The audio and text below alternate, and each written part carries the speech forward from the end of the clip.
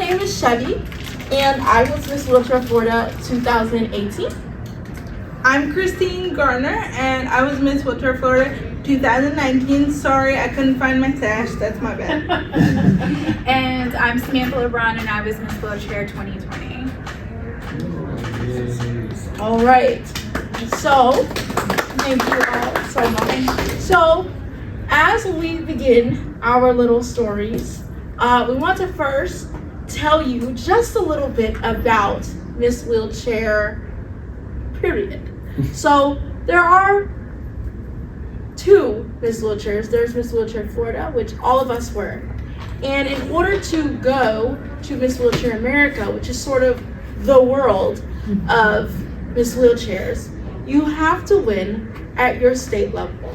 And so when we're saying that we're 2018, 2019, and 2020, we did not plan that order. It just happened. Literally.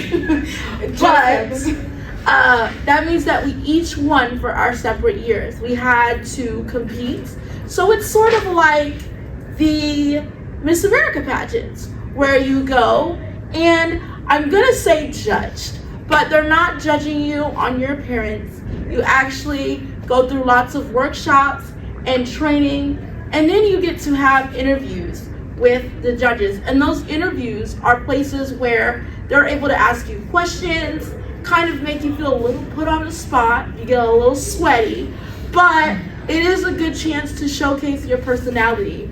And so the young ladies don't know that I'm gonna do this, but I thought it would be kind of fun for you guys to see a little bit of what a pageant really looks like. So I actually have some Miss Wheelchair questions that is kind of a little mock of what it was like when we actually competed. So I'm gonna ask the question, I'm gonna be the moderator, and these young ladies are gonna show you what a wonderful performance they did and why they won in their respective years. So our question of the day, ladies, you ready? Yes. So our question today is going to be, if you could be any animal, what would you be and why? Oh, you're looking at me.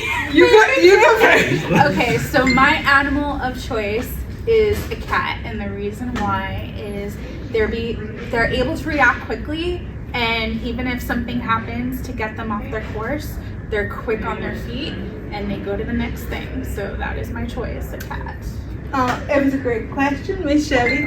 My choice of animal is a horse because they are fiery and they have spirit and spunk, and a lot of people misjudge them at first for being scary and so big and so tall.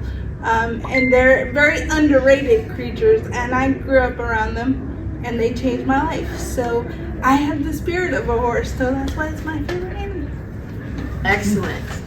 It just seems fair since I put them on the spot to answer the question myself. If I was any animal, I would actually be a chihuahua. And that is because I used to be small. I'm not small anymore. I used to be really tiny, so people used to underestimate my bark. But if you know chihuahuas, you know that in that little animal, there's definitely a bark and a bite. Yes. So I would say that that's me all the way. So that's a little bit of what it's like. We get to answer those kinds of questions on stage with lots of lights.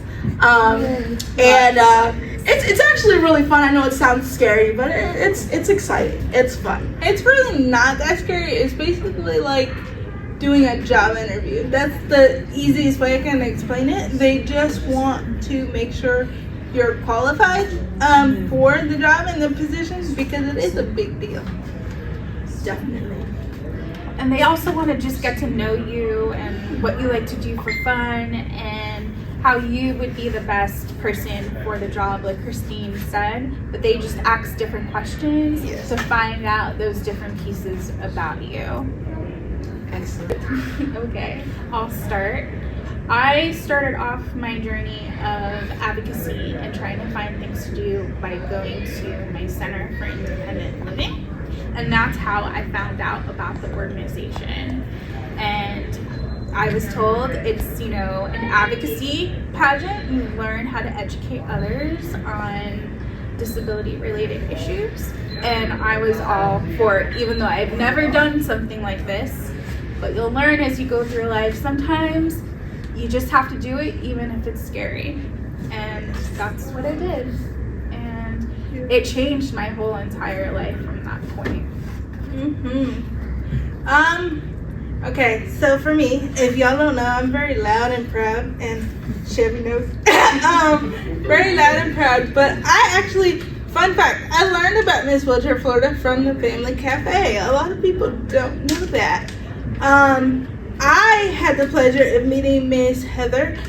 She was Miss Wheelchair Florida of 2016. And she told me all about it, and she told me that I would be amazing at it, and I looked at her, and I'll be honest, I laughed. I said, no, I'm not qualified. I was a little girl at the time. I'm not qualified. I don't know what I'm doing. But she talked me through it, and she coached me through it, and our leader of the organization coached me through it as well, and it changed my life. I got started there because of the Family Cafe, and I have never been the same person since. It made me a better woman, a better advocate, and it really taught me how to stand up for myself and stand up for my disability rights. So. I agree. Yes. Interestingly enough, my story is very similar to Christine's, because I actually learned about Ms. Wheelchair Florida for the first time with Miss Heather Taylor. And the reason that we're all saying her is because actually, let me paint you the image of Miss Heather Taylor. So she's in this really high up wheelchair, kind of lays back, so you're already looking at her kind of like, what's going on there? And then she had this little baby on her arm, you know, drinking this bottle, and this baby is just cruising. Like, this is her everyday life. You know, she's going up the hill, and you're watching the baby, and you're like, what's happening? So that already is making you want to talk to this person, and then she's wearing a crown and a dress. I mean, why not? So even though we're all saying the same person, she was just dynamic. So she just attracted attention. So I learned about it from that too. However, I also didn't get involved right away because it is intimidating at first. And you're just jumping into a world. I don't know about you guys, but when I hear pageant, I think of like toddlers and tiaras and all of the moms like fighting and the backstabbing, and I was like, not me. So I was very afraid of all of that. I'm here to tell you it is not that. It is actually, as you can see, we're all friends.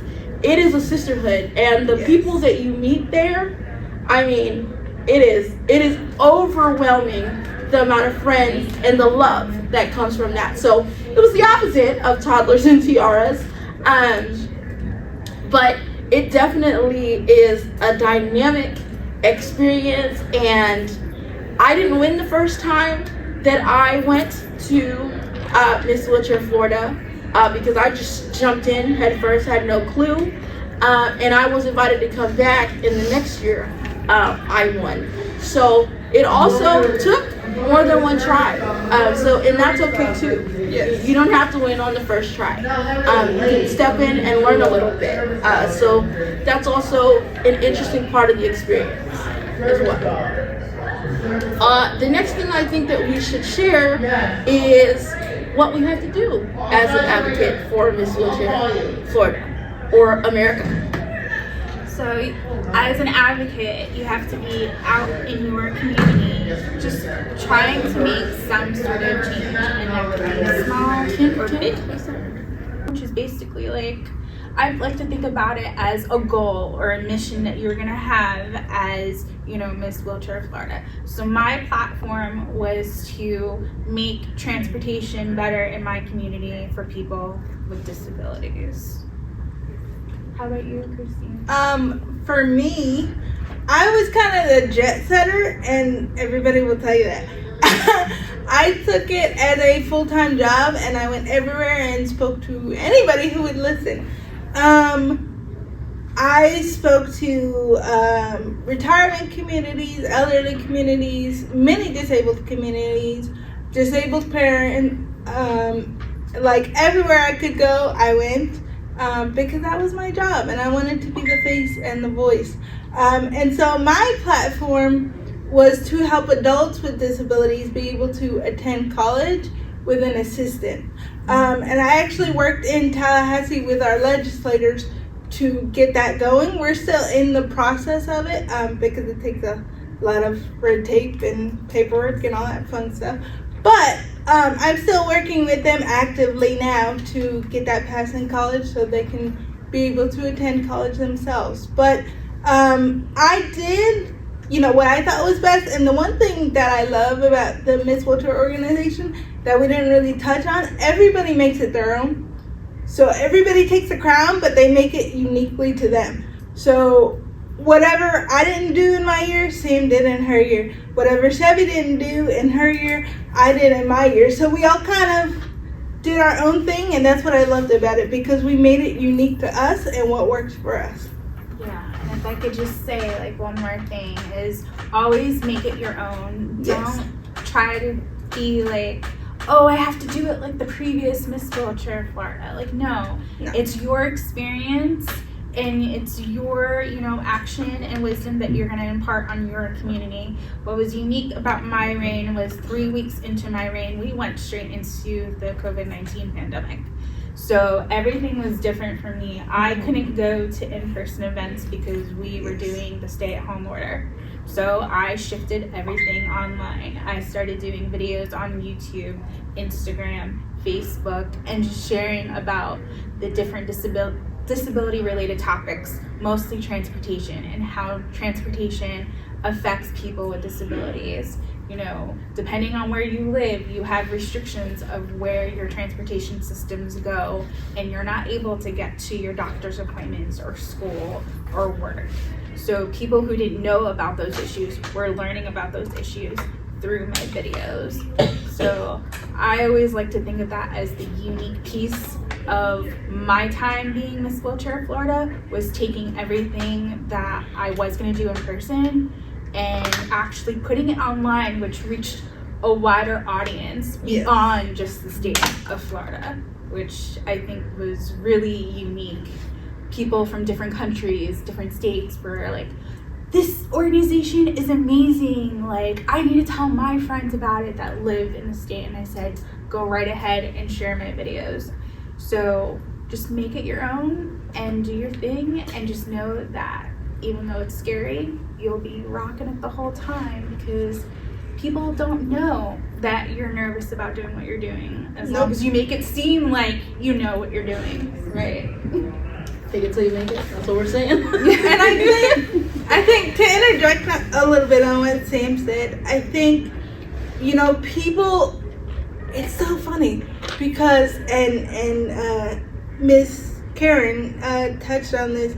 She was the title holder for Miss Wheelchair the National, and she touched on it. But it's so funny because it's so true. When you have a sparkly thing on your head, everybody wants to know why, and they want to know what your mission is, and they want to talk to you. So you just have to be willing to kind of break out of your shell a little bit, which I know is very scary. But you have to be willing to break out of your shell and talk to them, because they all have a sparkly thing on your head and a sash. It's amazing what doors they can open. Absolutely right. My year, my platform was Rising Against Disabilities and Discrimination. And I took the side of going into businesses and schools and educating the community and putting together community events so that kids could learn, or people in churches could learn and see what types of things that needed to be changed for people with disabilities. So that was kind of my take. I kind of wanted new slogans for everyone, and I kind of threw it back to the ages when we had DARE, which if you guys remember back in 5th grade, that's telling my age a lot, but back in 5th grade we had those shirts, and I really, really wanted rad shirts, and everyone was gonna wear them, and we did for my group, but it was a thing. So that was my platform, and I went and I put that forth, and that's what you do during your year. You take that one thing that you're super passionate about, and you make the world passionate about it. whether that's your community or in Sam's case, because she was sharing it to the whole world. Yes. The world, you know? So you take it as far as you want it, and as they've mentioned, no two reigns are the same, no two people are the same, but each person can help each other, and we can carry on the journey. So that's, you know, what's most important. And I think something overall that I learned throughout the whole Ms. Wheelchair organization is that it's okay to just be you and do your thing. And, you know, when you're sitting in a group of young ladies, you know, you might, oh man, her dress looks better than mine, or her crown's different. And the really cool thing is, especially going to Ms. Wheelchair America, which is where you get to compete against all the other states. So it might be a little overwhelming. It was for me at first. But the sisterhood there is so strong, and everybody's so supportive that you go there for a week and you don't want to leave. You're just kind of like, whoa, like, how do I go back to regular life after this? Yes. These people here are just so cool. So it is an intense experience, but one that I wouldn't trade for anything. So I would say, if you get the opportunity, absolutely try it out. You know, try anything once, or in my case, twice. But, you know, hopefully you'll get there.